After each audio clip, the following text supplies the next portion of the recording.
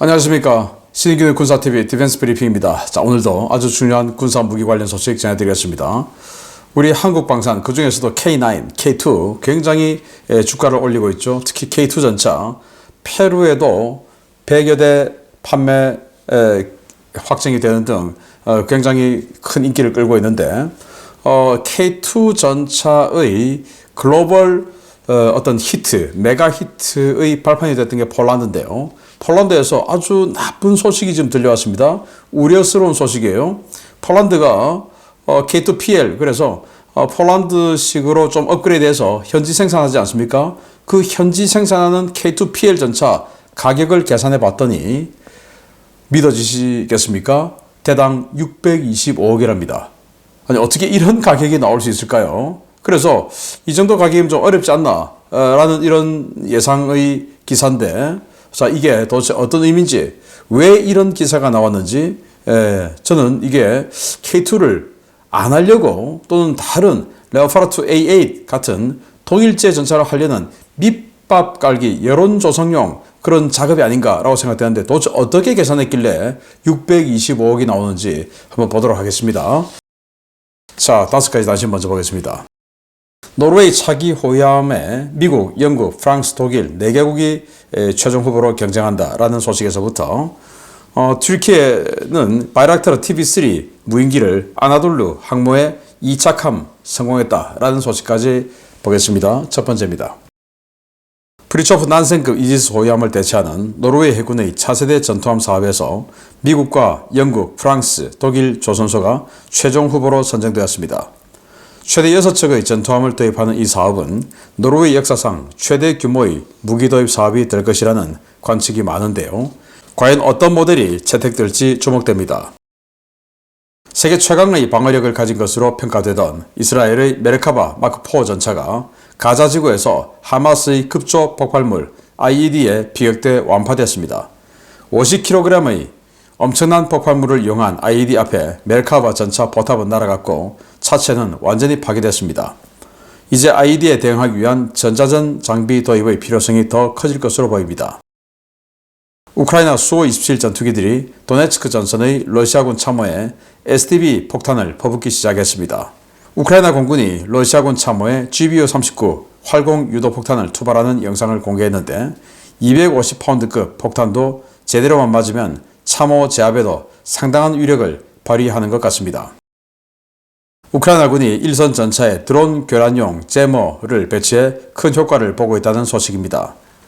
우크라이나군 전차를 향해 날아오던 러시아군의 FPV 드론이 우크라이나 전차의 제머에 당해 무력화되는 영상이 공개돼 화제가 되고 있습니다. 튀르키예가 바이락타르 TB3 무인기의 항모 이착함 실험에 성공했습니다. TCG 아나돌루에서 이 함에 46분간 비행한 TB3 무인기가 이번에는 별도의 착함 지원 장비 없이 아나돌루 함에 착함하는 데 성공했습니다.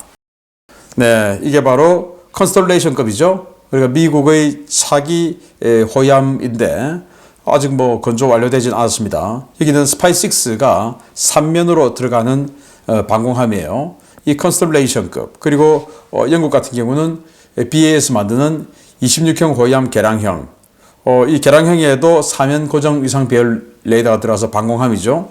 그리고 프랑스 나발그룹의 프림급, 그리고 독일의 F126, 이 F126에도 이지스 레이더가 들어간다고 하죠. 그래서 주로 방공함, 지금 있는 난센급 전차도 이지스함이니까 그 난센급 대체하니까 방공함 이렇게 하는데, 이 4개 업체가 경쟁을 하는데 가격이 총 사업비가 91억 달러, 그러니까 한화로 12.7조 원, 척당 2조 원 이상의 비용으로 6척, 원래는 5척 하고 한 척은 이제 옵션이다 라는 건데, 정말 이제 요즘 이 군함 가격도 어마어마합니다. 자, 메르카바 전차가 포탑 따로 차체 따로 완전 분리가 되어버렸죠. 차체 완전히 파괴되어서 궤도는 어디 사라지고 없고, 그리고 포탑은 메르카바 전차 포탑 이 증가장갑 내부가 이렇게 생겼네요. 완전히 그냥 적층식 구조로 굉장히 많은 철판을 이렇게 엮어서 마치 전화번호부가 이 옐로우 페이지가 아주 얇은 종이가 많이 있으니까 이걸 뚫는 게 같은 두께의 철판 뚫는 것보다 더 어렵다라는 거 아니겠습니까? 그런 식으로 이렇게 촘촘하게 이렇게 많이 장갑을 둘러놨네요. 그런데 지금 밑에서 터져버렸으니까 이 장갑은 역할을 못하고 포탑은 날아가 버리고 이렇게 차체는 완전히 그냥 형체를 알아볼 수 없을 정도로 파괴됐습니다. 50kg급의 IED라고 하니까 어마어마한 거죠. 네. 자, 그러면 이 IED들은 주로 원격 조종에서 기폭을 시키죠. 원격 조종, 휴대폰 이런 걸로. 그래서 차체에서 한 몇 미터 이내에는 통신이 방해가 되는 이런 통신 제모 장치, 이런 것들이 이제 꼭 필요하다. IED 어떻게 공격을 받을지 모르니까. 그래서 너무 광범위하게 제밍을 하려고 하면은 다른 부수 피해도 있을 수 있고, 그리고 출력도 더 세야 되는데, 뭐 그냥 딱 차체 한 2, 3m 정도까지만 통신 제밍이 된다면 IED가 2, 3m 내에서 만 안 터지면 되니까 그런 게 좀 필요하지 않나라는 생각이 듭니다. 자, 우크라이나가 수호 27에 SDB, GBU-39 SDB 정밀 활공 유도 폭탄이죠. 110km 날아가는데 여기 250파운드예요. 이걸 이제 지금 동영상 보시면 뭐 아주 정밀하게 3호선 안에다가 그냥 꽂아버려요. 이런 식으로 타격을 하는데, 자, SDB를 얼마나 많이 받았는지는 모르겠으나 이 정도 정밀 타격 같으면 이 내부에 사람이 있다면, 이 참호 축선에 사람이 있다면 당연히 죽겠죠. 그런데 지금 이 우크라이나가 전투기 숫자가 얼마 안 되기 때문에 이런 공격이 조금 제한적이다 라는 아쉬움은 있지만, 아무튼 우리 한국군도 쓰는 이 무기를 지금 우크라이나가 이렇게 아주 정밀하게 사용하는 모습을 보여주고 있습니다. 자, 우크라이나 전차가 전자전 제모로 러시아 FPV 드론 제밍에 성공했습니다. 지금 동영상 보시면 전차가 한 대 있고요. 그리고 멀리서 잘 안 보이지만 드론이 날아왔습니다. 그걸 이 전차에 제모가 달려 있는데 공중에서 격추시켜 버렸어요. 그래서 전차보다 훨씬 전방에서 이렇게 터져버리는 이런 모습을 볼 수가 있는데, 자, 그러면 아까 메르카바 전차가 파괴되는 것에서 봤듯이 IED 급조 폭발물을 방어하기 위한 이런 통신 제모 장치, 그리고 또 이렇게 이 드론, 자폭 드론을 방어하기 위한 또 전자전 제모, 뭐 또 역할이나 능력이 좀 비슷하겠죠. 이런 제모들이 이제 반드시 필요하다. 만약에 이 제모가 없었다면 이 전차는 FPV 드론 맞아서 파괴가 될 수 있겠죠. 자, 우리 한국군 전차, 장갑차도 반드시 이제 제모를 장착하고 다녀야 할 그런 필연적인 시기가 왔다라는 말씀을 추가로 또 드려봅니다. 자, 또 동영상 보시면요. 아나돌루 항공모함이죠. 여기에 착함하고 있습니다. 바로 TB3죠. TB2보다 더 큰 거, TB3. 아무런 장치 없어요. 그러니까 뭐 강제 착함 장치, 어레스트 와이어 이런 거 없어요. 그냥 스스로 착하면서 브레이크를 잡았습니다. 그리고 이륙도, 이함도 그냥 스스로 합니다. 가벼우니까. 그래서 이제 드디어 아나돌루가 무인기를 이착함하는 데 성공해서 이제 본격적으로 무인기 항모로 나아가는데 한 발 더 내디뎠다라는 것을 볼 수가 있습니다. 뭐 우리 독도함에서 그레이 이글 같은 뭐 이런 거 이착함하는 거 한다고 하는데, 자, 이 아나돌루하고 독도함하고 크기가 뭐 큰 차이는 없으니까 이거 보면 우리 독도함도 잘할 수 있을 것이라고 봅니다. 자, 정말 우려스러운 소식인데요. 무슨 K2 전차가 625억입니까? 보겠습니다. 세계 최대 규모의 K2 전차를 도입하기로 하고 현재 180대의 K2 GF 전차를 순조롭게 도입하고 있는 폴란드에서 돌발 변수가 발생했습니다. 올해 중 계약이 체결될 예정이었던 폴란드 현지화 버전 K2PL에 심각한 문제가 발생했다는 소식입니다.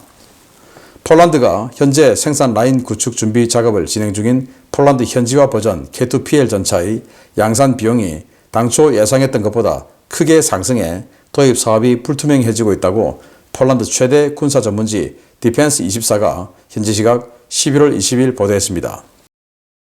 매체는 폴란드는 2022년 한국에서 생산한 K2 전차 180대를 구매하기로 계약했고 해당 물량은 이미 납품이 진행 중이라며 2차분 K2 전차 180대 도입 계약은 9월 초에 체결됐어야 했지만 아직 협상이 진행 중이며 계약을 서둘러야 한다는 목소리에도 불구하고 전망이 뚜렷하지 않다라고 전했습니다.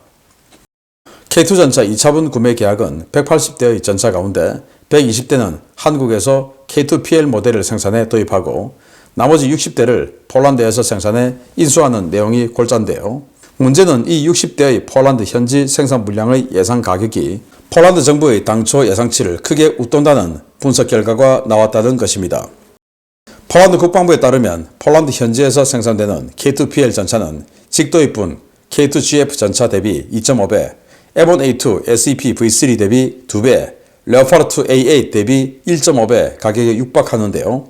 현재 납품되고 있는 K2GF 전차가 대당 250억 원에 공급된 것을 감안하면 K2PL 전차의 가격은 625억 원에 달할 것으로 추정됩니다. 이 같은 비정상적인 가격 폭등은 폴란드 측에서 요구한 과도한 국산화와 부품 현지 생산을 위한 설비 투자 비용이 모두 반영됐기 때문인데요. 이 때문에 폴란드 정부는 K2 전차 2차 도입 계약 체결을 망설이고 있습니다. 그러나 당초 폴란드가 도입하려던 K2PL 전차 물량이 800여 대에 달했다는 점을 감안하면 양산 숫자가 늘어날수록 대당 평균 가격은 크게 떨어지게 되는데요. 부디 폴란드 측의 K2PL 가격 시비가 친독 투스크 내각의 계약 파기 밑그림이 아니기를 바랍니다. 네, K2 전차 이걸 180대 직도입하고 또 2차 이제 K2PL 폴란드가 요구하는 사양으로 업그레이드한 거 이거를 또 180대 계약을 해서 그 중에 120대는 한국에서 직 납품하고 생산해서 나머지 60대부터 이제 폴란드 현지 생산에 간다라는 건데, 자 이거하고 좀 차이점은 뭐 이 능동 방어 장치 또 뭐 드론 제모 뭐 이런 요즘 필요한 모든 것들이 다 들어가는 게 K2PL이에요. 당연히 이거보단 비싸겠죠.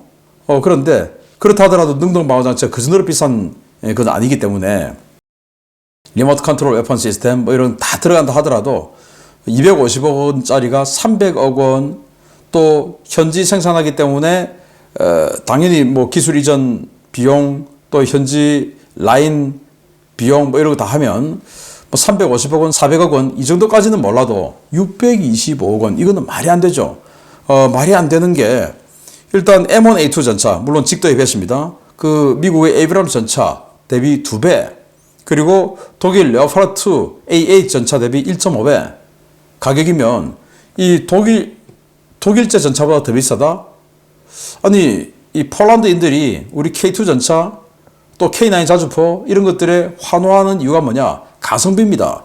가격 대비 성능이 좋기 때문에 환호하는데 아니 뭐 독일제 전차, 미제 전차보다 더 비싸면 여기에 환호할 이유가 없죠. 특히나 폴란드는 독일하고 국경을 이웃하고 있는 그런 나라이기 때문에 폴란드가 독일 무기 사면 뭐 외교적으로나 더 이익이 있을 수밖에 없어요. 후속 군수지원 차원에서도. 그런데 이게 가격이 그만큼 비싸다? 그러면 이 폴란드인들은 아니 그러면 한국제 살 필요가 없잖아. 이런 생각이 훅 들겠죠. 그런데 저는 이걸 보면서 이게 투스크 총리, 그 투스크 내각이 친독 성향이에요. 친독 성향. 자, 일단 이 K2 전차는 폴란드에서 현지 생산을 해서 K2 주력 전차 버전, 그리고 교량 전차 버전, 그리고 군안 전차 버전, 지뢰 제거 전차 버전 등등 파쇄경도 쫙 만들기로 PGZ 그룹과 협의를 했어요. 그거는 이제 전 정권 시절이었죠. 지금 두다 대통령 같은 경우는 친한 친미파예요. 그런데 여기 보시면 이렇게 독일, 프랑스, 폴란드 국방장관이 공동성명에서 차기 전차 우리 같이 개발하자. 공동성명 하는데 여기 이제 폴란드 국방장관 들어가 있습니다. 그래서 투스크 내각은 친독 성향이에요. 친독. 그래서 이 K2 전차 물량이 어마어마하니까 이거를 그냥 킬 해버리면 이 독일과 프랑스와 같이 하는 차세대 전차에서 물량으로 굉장히 큰 대우를 받을 수가 있죠. 이런 차원에서 여론이 확 돌아서게 만드는 작업 중에 하나가 아닌가라고 생각하는데 저는 이거 좀 정직하지 못하다라고 생각합니다. 이 가격이 나올 수가 없는 게 자 일단 라이센스 현지 생산하려면 부품 현지화 작업이 들어가야 되겠죠. 그러면 그 부품도 생산하는 회사가 자 이거 700대 분량이야 하고 생산하는 거 하고 60대 분량이야 하고 생산하는 거하고 완전 다르겠죠. 이를테면 복일륜 이 바퀴를 생산한다. 그러면 이 바퀴 생산하는 업체가 60대 생산하는 그 규모에 맞추어서 견적을 내면 당연히 가격이 뭐 이것 때문에 라인 하나 만들고 뭐 인원 새로 충원하고 해야 되기 때문에 엄청나게 비용이 비싸겠죠. 그런데 700대 생산해요. 그리고 후속 군수지원도 60대 가지고 후속 군수지원 하는 거하고 앞으로 수십 년 동안 700대 분량 가지고 후속 군수지원하고는 차원이 다르겠죠. 당연히 가격이 낮아질 겁니다. 뭐 지금 거의 대부분의 부품을 아마 현지화하려고 할 텐데 그 현지화하는 라인 까는 비용 이런 것들을 나누기 700을 해야지 나누기 60을 하면 이 가격이 나오는 거죠. 그런데 60대 생산하기 위해서 라이센스 생산한다? 말이 안 되는 겁니다. 있을 수 없는 일이에요. 그러면 정직하게 이게 초도 생산분이기 때문에 이 가격인데 원래 이게 700대 생산하는 현지 생산하는 계획이기 때문에 700대 생산하면 이 정도 가격 350억, 400억 이렇게 말을 해야 되는데 그거 쏙 빼버리면 폴란드인들이 와 한국제전차 뭔데 저게 왜 저렇게 비싸 하지마 그냥 독일제 하자 이렇게 나오죠. 그런 작업을 하기 위한 밑그림이 아닐까라는 의심이 탁 드는데 자 여기에 대해서 우리 한국 정부 또 한국 업체 방사청 등이 작업을 잘해서 그거 아니다 라는 여론 환기 작업이 좀 들어가야 되지 않을까 라는 생각이 듭니다. 근데 그게 아니고 진짜 625억이라면 뭐 제가 폴란드인이라도 그건 너무 비싸다 그거 하지 말자 라고 입장 바꿔놓고 뭐 그럴 수밖에 없는 가격 아니겠습니까? 말이 안 되죠. 전투기 가격인데 우리가 지금 폴란드에 팔았던 전투기 FA50 가격에 전차를 산다는 게 말이 되겠습니까? 그러니까 이 625억이라는 이 보도에 대해서 우리 한국 정부가 나서서 명명백백하게 밝혀서 여론전을 또 펼쳐주기를 바랍니다. 계속 알려드리겠습니다. 마치겠습니다. 감사합니다.